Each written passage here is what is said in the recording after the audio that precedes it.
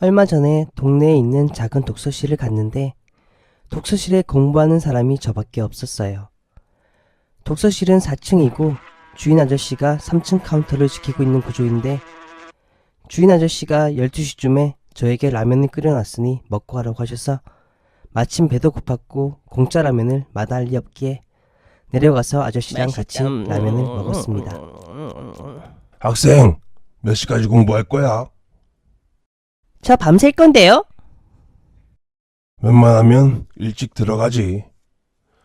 독서실에 혼자 있으면 무서울 텐데. 독서실비는 환불해 줄게. 저 시험이 얼마 안 남아서 빡세게 해야 해요. 그럼 학생, 내가 오늘 몸이 좀 안 좋아서 3층 현관문만 잠그고 먼저 갈게. 현관 열쇠 주고 갈 테니까 만약에 집에 가고 싶으면 2층 계단 화분에 열쇠 놔두고 가. 저는 별 생각 없이 알겠다고 했어요. 어차피 아침까지 공부하려고 했으니 사람도 없고 조용해서 딱이다 싶었죠. 그렇게 얘기를 하고 아저씨는 현관문을 잠그고 갔습니다. 한 2시간쯤 지났을까? 3층 카운터에서 전화 소리가 나는 거예요. 주위가 너무 조용해 3층에서 울리는 전화벨 소리가 4층에서 들어도 엄청 크게 들리더군요. 그냥 씹고 공부하고 있었는데 계속 울리길래 결국 3층으로 가서 전화를 받았어요. 여보세요? 학생, 나 주인 아저씨인데 누가 문 열어달라고 하면 절대 열어주면 안 돼. 혹시 문 한 번이라도 열지 않았지? 예, 한 번도 안 열었는데요? 누가 문 열어달라고 소리쳐도 절대 열어주지 마. 아저씨의 진지한 말투에 갑자기 등골이 오싹해지는 겁니다. 그러곤 한 30분 후에 도저히 공부할 기분이 안 들어서 짐을 싸서 독서실을 나가려고 했어요. 3층 현관문까지 왔는데 밑에 계단에서 발자국 소리가 나는 겁니다.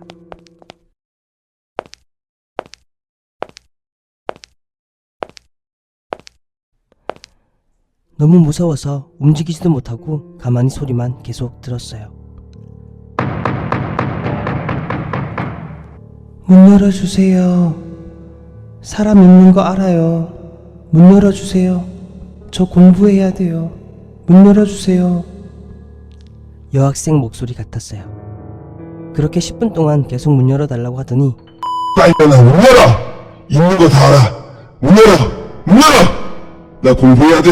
문 열어! 목청이 터져라 욕을 하면서 문을 열라고 소리를 치더군요. 그 소리가 30분이나 울려 퍼졌고 무서워 눈물이 나오는 걸 막으며 계속 자리에 주저앉아 있었어요. 그렇게 1시간이 지나고 갑자기 주위가 조용해졌습니다. 그런데 그때 올라왔다. 창문 열어놨네. 저는 그대로 정신을 잃고 기절했어요. 아침에 출근한 아저씨 덕분에 깨어날 수 있었습니다. 아저씨에게 어젯밤 일을 말했더니 미안하다며 독서실비를 환불해 주더군요. 아저씨는 분명 뭔가 알고 계신 거겠죠? 저 공부해야 돼요. 겜상. 저는 지하철 공익근무 요원으로 철로 근처 사람들의 안전을 지키거나 표를 안 넣고 지나가는 사람들을 잡는 일 등을 하고 있습니다. 하루는 평소 일과랑 똑같이 지하철역에 내려와서 사람들을 보고 있는데 제일 끝 정거장에 검은색 옷을 입은 여자와 아이가 손을 잡고 가만히 서 있었어요. 반대편 지하철을 바라보면서요. 굳이 서 있지 않고 뒤에 앉아서 기다려도 될 텐데 라고 생각하고 열차가 오면 바로 타고 가겠지 하는 마음에 그냥 보고 올라갔습니다. 근무 시간이 지나고 이제 막차가 올 시간쯤에 한 번 더 점검을 하러 내려갔죠. 천천히 주위를 살피며 걷고 있는데 아까 전에 봤던 그 여자와 아이가 그 위치 그대로 같은 자세로 서 있더군요. 처음 봤던 게 5시간이나 지났는데 그때까지 아무런 표정과 자세 변화도 없었습니다. 뭔가 사람이 아닌 것 같다라는 생각에 조금 떨어진 상태에서 사무실에 있는 형에게 전화를 걸었습니다. 여보세요? 형, 지금 역쪽 카메라 보고 있어요? 카메라? 잠시만. 봤다. 왜? 지금 저 보이죠? 보이네. 왜 거기 혼자 있냐? 빨리 올라와라. 아, 형. 혹시 맨 끝 카메라에 어떤 여자랑 아이 안 보여요? 여자랑 아이? 안 보이는데? 지금 그쪽엔 너밖에 없어. 빨리 오기나 해. 하고 전화를 끊는 겁니다. 혹시나 전화기에 대고 귀신이 있는 것 같다고 하면 그 귀신이 쫓아올 것 같아 무서워 말하지 않았습니다. 전화를 끊고 나서 눈을 비비고 다시 봐도 여자랑 아이가 그대로 있었습니다. 너무 무서워서 몸이 얼어붙은 상태인데 당신을 향한 나의 사랑은 그때 마침 뒤쪽 계단에서 무조건이야. 술에 취한 아저씨가 막차를 타러 내려오더군요. 사람을 보니 너무 반가웠어요. 그 손님에겐 막차가 끊겼다고 거짓말을 하고 도축하는 척하며 같이 계단을 올라갔습니다. 그때 막차가 들어오더군요. 지하철 문이 열리고 그 여자와 아이가 마치 공중에 떠있는 사람처럼 열차 안으로 들어갔습니다. 가만히 숨죽여 그 모습을 보고 있는데 몸은 들어간 방향대로 앞을 향해 있고 고개만 거꾸로 뒤집혀 밖을 보고 씩 웃고 가더군요. 겜상. 고등학교 시절 친한 친구와 아지트로 삼고 있던 폐병원이 있었다. 그 지역에서는 귀신이 나오는 걸로 유명했지만 우리들의 아지트가 된 후로 귀신 체험을 하러 오는 사람은 없었다. 어느 날 밤 바람도 쐴 겸 혼자서 폐병원 복도를 걷고 있었는데 이리로 오세요. 어떤 방 앞에서 소리가 들렸다. 누가 있나 싶어서 문을 열었더니 책상 위에 고양이가 살짝 앉아 있었다. 누가 말한 거지 생각하며 두리번거리고 있었는데 앞에 앉으시지요. 고양이가 말했다. 평소 같으면 놀라서 도망갔을 텐데 무슨 이유인지 진찰 받아야지 라는 생각이 들어 고양이 앞에 앉았다. 고양이는 나의 건강 상태에 관해 여러 가지를 물었고 나는 하나하나 성실하게 대답했다. 진단이 끝나자 고양이가 말했다. 당신은 턱에 종양이 있네요. 이건 입원해야 합니다. 네? 입원은 좀 곤란한데? 고양이는 여러 가지 의학 용어를 말하면서 입원하도록 계속 설득을 했다. 그 이야기를 계속 듣다 보니 뭔가 홀린 듯이 알겠어요. 그럼 입원하겠습니다. 라고 대답이 나왔다. 근데 바로 그때 문을 열고 친구가 들어왔다. 고양이는 친구를 보자 바로 도망치듯 어둠 속으로 사라졌다. 나는 그 순간 정신이 들었고 그제야 고양이가 말했다는 것과 진찰을 받은 것에 경악했다.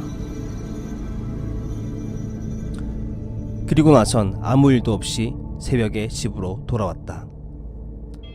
하지만 그 일이 있은 후 폐병원이 무서워 더 이상은 가지 않았다. 그리고 반년 후 아래 이빨이 너무 아파 치료를 하러 치과를 갔는데 놀라운 이야기를 듣게 되었다. 엑스레이를 보니 턱 쪽에 작은 종양이 있다는 것이다. 결국 대학병원에 가서 턱의 종양을 잘라내는 수술을 받게 되었고 그 후 재발하는 일 없이 건강히 살고 있다. 고양이가 종양을 주의하라고 했던 게 아닌가 생각되어 고마운 마음에 폐병원에 가서 고양이 사료를 잔뜩 사다 놓고 왔다. 하지만 그 고양이가 시키는 대로 폐병원에 입원을 했더라면, 친구가 문을 열지 않았더라면 어떻게 됐을까 싶기도 하다. 겜상. 여자아이는 여름방학에 시골에 있는 할머니 댁에 놀러갔다.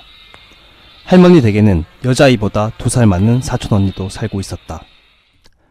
언니, 우리 오랜만에 숨바꼭질 할까? 응? 그래 좋아. 그럼 언니가 먼저 술래할게. 30초 센다. 잠깐만. 하나, 둘, 셋, 넷, 다섯, 여섯. 사촌 언니가 먼저 술래가 되었다. 이제 됐니? 아니, 이제 됐어? 언니 10초만. 숨을 곳을 찾아 두리번거리던 여자아이는 다급한 마음에 안방 이불 안으로 재빨리 숨었다. 이제 됐어. 찾는다. 아이는 숨을 죽이고 가만히 귀를 기울이고 있었다. 사촌 언니의 가벼운 발소리가 점점 귀에 들려왔다. 발소리는 가까워졌다가 멀어지고 멀어졌다가 가까워지고 그리고 잠시 후 언니의 발소리가 엄청 가까이에서 들려왔다. 아무래도 안방으로 찾으러 온 모양이다. 다 보이네. 빨리 나와. 아이를 발견한 듯 사촌 언니가 말했다. 하지만 여자아이는 가만히 있었다. 예전에도 보인다는 말에 속아서 보이지도 않았는데 제 발로 나왔기 때문이다. 빨리 나와. 여자아이는 계속 사촌 언니의 말을 무시하고 있었다. 빨리 나와. 찾았는데도 계속 그러면 나 화낸다. 사촌 언니는 어느새 화가 난 듯 말하고 있었다. 그런 언니를 계속 무시할 수도 없어서 이불을 슬그머니 들고 밖을 보았는데 언니는 안방의 장롱을 살짝 열고 이야기하고 있었다. 안에 있는 거 아는데도 그러네. 정말 말 안 들어. 언니는 장롱 안에 손을 넣어 뭔가 잡아당기기 시작했다. 장롱 밖으로 사람 팔 같은 것이 살짝 나왔다. 이상한 생각이 든 여자아이는 이불 속에서 나와 외쳤다. 언니 지금 뭐해? 언니는 당황한 표정으로 여자아이를 보더니 비명을 지르며 급히 잡고 있던 손을 놓았다. 그리고는 큰 소리로 울기 시작했다. 분명 장롱 안에 누가 있었어. 내가 손을 잡았단 말이야. 언니는 그 손을 여자아이라고 생각해서 잡았던 것이다. 다행히 어른들이 도착해 장롱 안을 살펴보았지만 장롱 안에는 아무도 없었다.